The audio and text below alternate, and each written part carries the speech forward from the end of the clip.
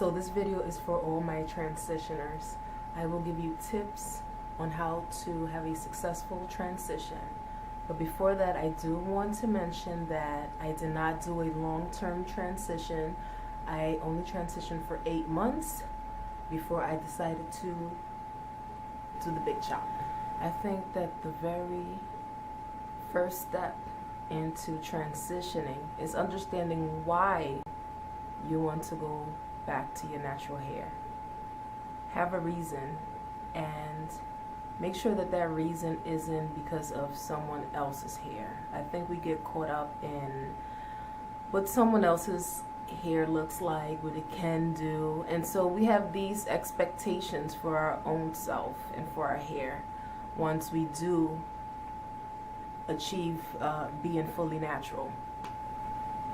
My tips are going to be very fast, so pay attention because it's going to zoom by and you're going to be like, what? So number one, moisture. Moisturize your new growth. That new growth needs to be moisturized at all times if you want to have a successful transition. Because if not, your hair is going to break off and it's not going to look pretty. So moisture. Get a good moisturizer. Make sure that you're co-washing more often. When I was transitioning, I was co-washing twice a week. And it was religious. I had scheduled my co-washes for Wednesdays and Saturdays. So every Wednesday and Saturday, I was co-washing my hair. So moisture, co-wash, deep conditioners. Get you a good protein treatment. Get you a good moisturizing deep conditioner because you're going to need it. Protective styling. Protective styling helped me the most. I didn't have to deal with my hair. I didn't have to comb through my hair.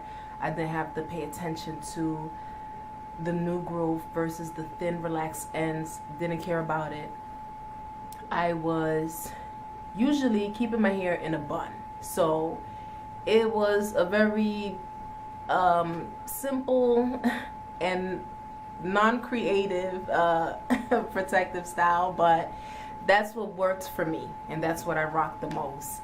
Although I've done my braids and my twists, did low manipulation styles, twist outs and braid outs and whatnot. But for the most part, buns were my to-go-to style. And last but not least, people, research. We have YouTube, we have the internet, we have Google, we have hair forums, we have Hairlista. We have all types of things that we can research on. A lot of people that are now knowledgeable, we can ask. The information is free. So do your research, and it's going to help you so very, very, very much. I know that for the most part, when I was transitioning, I stayed on YouTube. YouTube was my drug. It was my addiction. It was my obsession. And I learned a lot through YouTube. A lot. I also didn't just stick to watching one hair type. I mean, I was watching every curly, kinky hair that was out there because I was transitioning. I had no idea what my hair was going to turn out to be. So I have to take that into consideration and prepare myself. Prepare myself for whatever texture God had in store for me so that I can know how to take care of that particular texture. So don't just stick to one curl type or one kinky type. Research everything because everyone has something to contribute, whether you believe it or not. I know there's a lot of techniques that the kinky girls do that benefits me. So don't get caught up in this hair type and system. None of that. The key is to properly caring for managing your hair. That is the key. It's not the hair type. It's not necessarily the product. product is trial and error. You're going to go out there, you're going to find what works for you, and you're going to stick to it.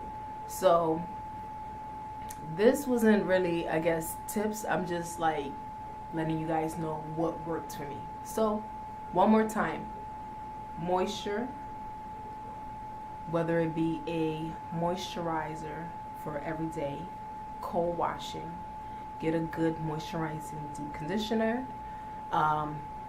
We need protective styling. We want to also make sure that we are snipping, cutting off as the hair is growing. I know some people, we are so stuck on that length. I know I was obsessed for the longest of times because, I mean, growing up, my hair was always a decent length, you know? So to me, the thought of cutting my hair was not something I wanted to get into. But at the end of the day, I did surprise myself, as you would see in this channel, when I did my mini chop. And honestly, when I did my mini chop, when I cut my hair to like my neck, it was the easiest way for me to handle the transition, because it was just less hair that I had to deal with. You just want to stay on top of everything. Do research. Everything is free. Google's free. YouTube is free.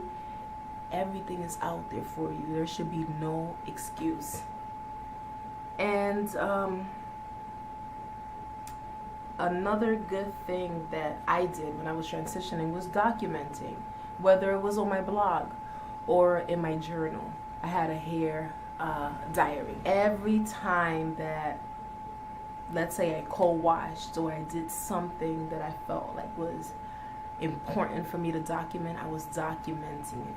And I was also documenting, you know, my excitement and my experiences. So that helps a lot, because it helps you to keep going as opposed to giving in or giving up. Don't try to compare yourself to anyone else. Know your reasons behind why you're going natural. Stick to them. Stick to your beliefs. And just go full force. Do what you gotta do. And good luck.